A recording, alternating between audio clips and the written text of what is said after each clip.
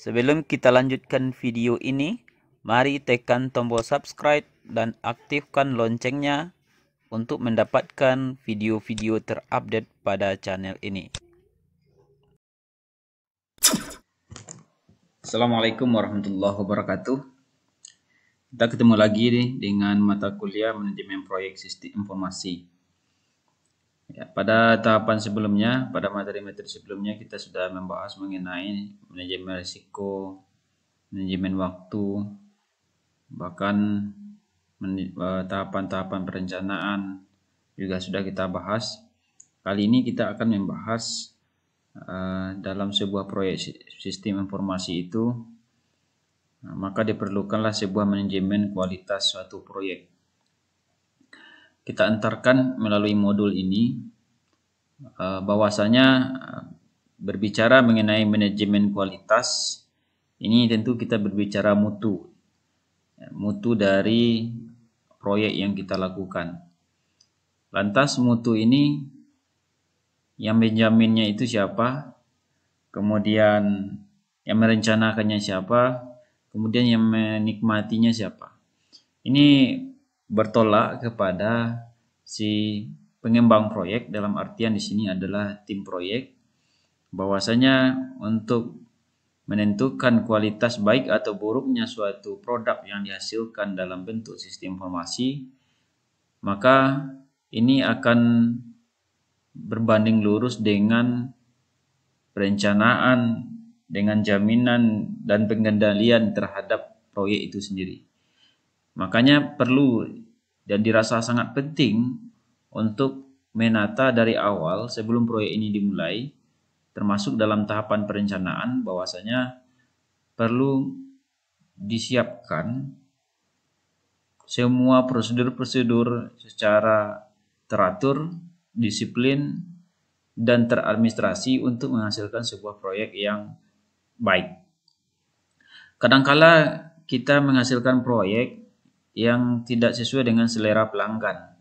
Kita buat sebuah sistem informasi, menghasilkan sebuah output aplikasi misalkan. Kadangkala kita hanya enak bagi si pengembang saja. Kata si pengembang, ini bagus sekali. Ini bagus, tampilannya cukup bagus sekali, alur programnya bagus sekali, logikanya cukup dasar. Sementara kebutuhan yang diinginkan oleh si pemilik proyek tidak begitu.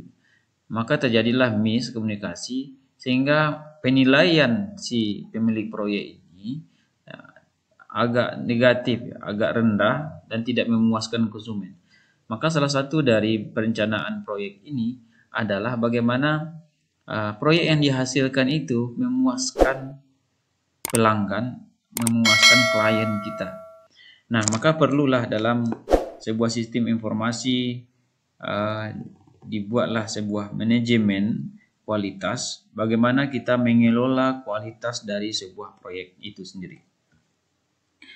Nah, ini ada modul, silakan dibaca detailnya. Kita akan antarkan sedikit dasar-dasarnya saja, karena ini cukup konseptual dan teorinya cukup jelas. Maka di sini kita antarkan beberapa subjudul terkait dengan manajemen proyek. Manajemen mutu proyek ya. Di dalam manajemen kualitas proyek ada istilahnya manajemen mutu proyek. Di sini dijelaskan di manajemen mutu proyek itu mencakup proses yang diperlukan untuk memastikan bahwa proyek akan memenuhi kebutuhan yang dilakukan. Ini mencakup semua aktivitas dan fungsi manajemen keseluruhannya. Fungsi manajemen keseluruhan yang menentukan kebijakan mutu, tujuan, tanggung jawab, dan menerapkan mereka dengan cara mereka di sini adalah manajemen keseluruhan manajemen ini dengan cara seperti perencanaan mutu, jaminan mutu, pengendalian mutu, dan peningkatan kualitas serta sistem mutu. Ini yang perlu sekali dalam sebuah manajemen mutu tadi. Ada istilahnya kualitas perencanaan atau kualitas mutu. Mengidentifikasi standar kualitas yang relevan.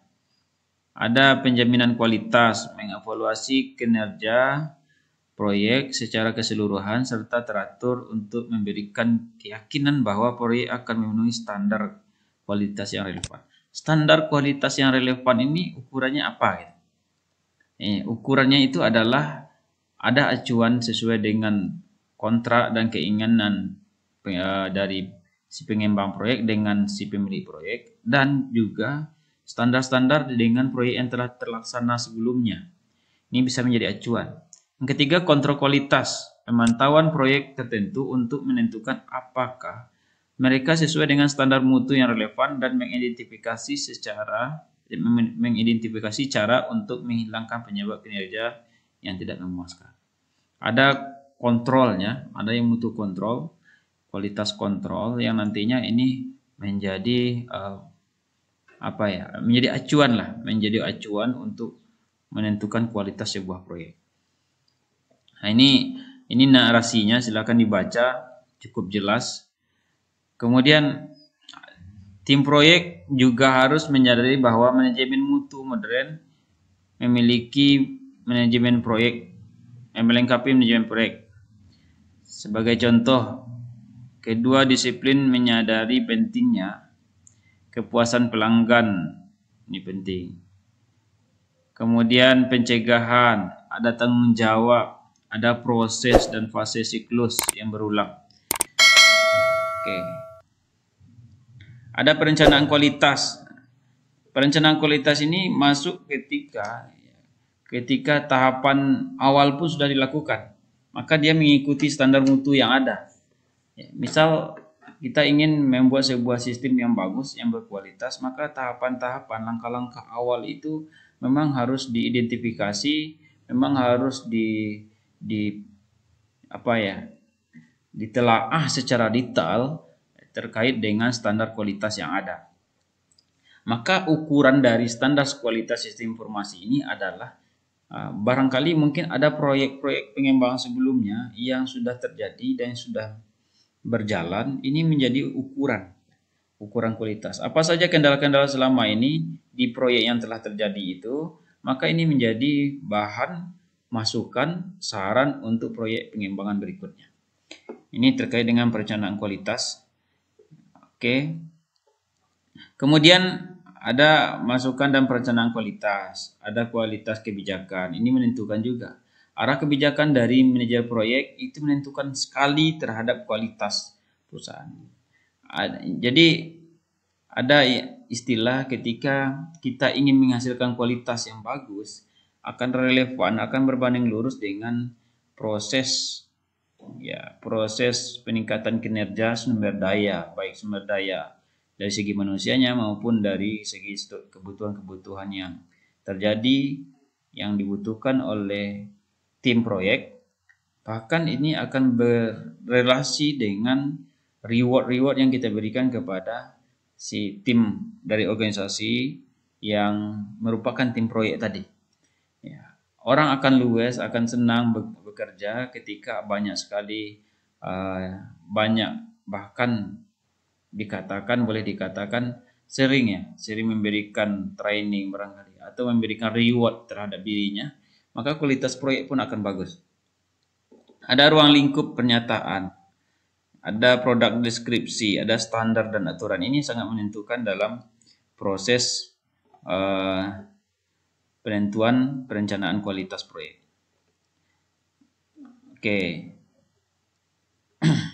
Kemudian ini ada alat dan teknik perencanaan kualitas, ada analisis biaya, manfaat dan biaya. Ini juga menentukan kualitas. Proses perencanaan kualitas harus mempertimbangkan pengorbanan biaya manfaat. Ada berikutnya membandingkan. Membandingkan di sini adalah membandingkan praktek proyek aktual atau yang direncanakan untuk orang-orang dari proyek lain untuk menghasilkan ide-ide, masukan, perbaikan agar proyek ini menjadi sempurna. Ini yang dikatakan tadi. Oke, kemudian ada flowchart. Ada sebuah diagram alir yang Nanti ini berfungsi adalah untuk manajemen mutu ya, manajemen mutu, sehingga orang itu bekerja disiplin, orang itu akan bekerja sesuai dengan rule-rule yang telah ditentukan. Ini perlu sekali flowchart untuk mengukur ya, untuk mengukur dan mengendalikan sebuah sistem dan sebuah proyek yang sedang berlangsung untuk menjaga kualitas dari proyek tadi. Oke, ini ada keluaran dari kualitas perencanaan, ada penjaminan kualitas. Ya, ini narasi saja, silakan dibaca. Masukan untuk jaminan kualitas, ini input ya. Ada tool dan tekniknya, ada output. Ada alat dan teknik penjaminan kualitas. Ada hasil dari penjaminan kualitas. Ini perlu sekali untuk sebuah perusahaan-perusahaan yang skalanya cukup besar.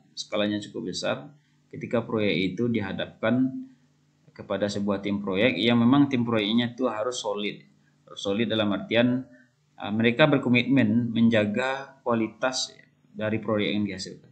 Karena kualitas dari proyek yang dihasilkan itu akan menjaga nama dari perusahaan itu sendiri.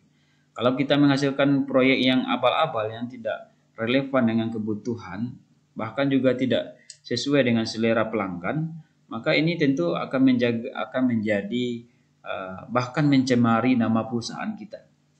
Maka orang lain tidak mau lagi bekerja sama dengan kita, tidak mau lagi menawarkan proyek dengan kita, karena hasil dari produk yang dihasilkan dalam bentuk sistem informasi atau aplikasi tadi tidak sesuai, tidak relevan, bahkan tidak berkualitas, sehingga konsumen tidak berminat dengan tawaran-tawaran apa yang akan kita sajikan.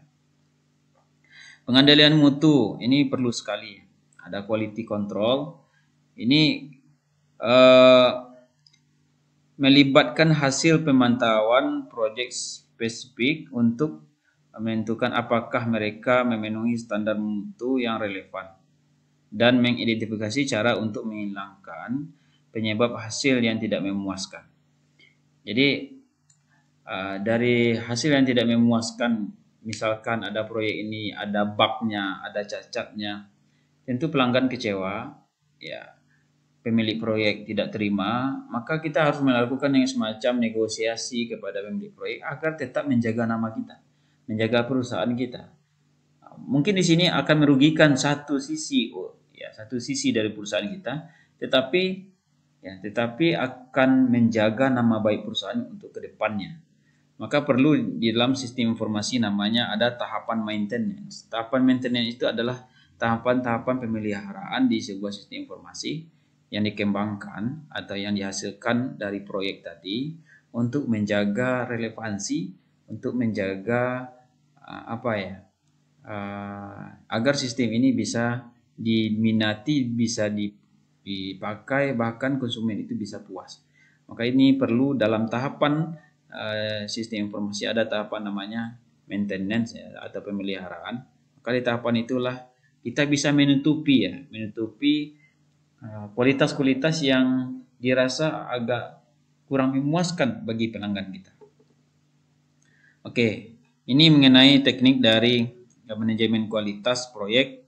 Kita harus membayangkan dan kita harus menjaga kualitas satu proyek yang kita hasilkan agar ini menjadi agar ini peminat pasar, bahkan orang-orang pun akan tertarik jika kita menjaga kualitas dari proyek tadi. Ini proyek sistem informasi ini sama halnya dengan proyek fisik, proyek bangunan. Ketika kualitasnya tidak bagus, bangunan itu, maka akan ada risiko-risiko yang akan tampil, akan muncul risiko, mungkin ada pengaduan atau segala macamnya, sehingga ini akan berakibat terhadap perusahaan kita. Demikian penjelasan terkait materi kita manajemen kualitas. Silakan dibaca materinya, dipahami bagaimana teknik-teknik dasar dalam melakukan tindakan-tindakan terkait dengan manajemen kualitas. Demikian, semoga bermanfaat. Assalamualaikum warahmatullahi wabarakatuh.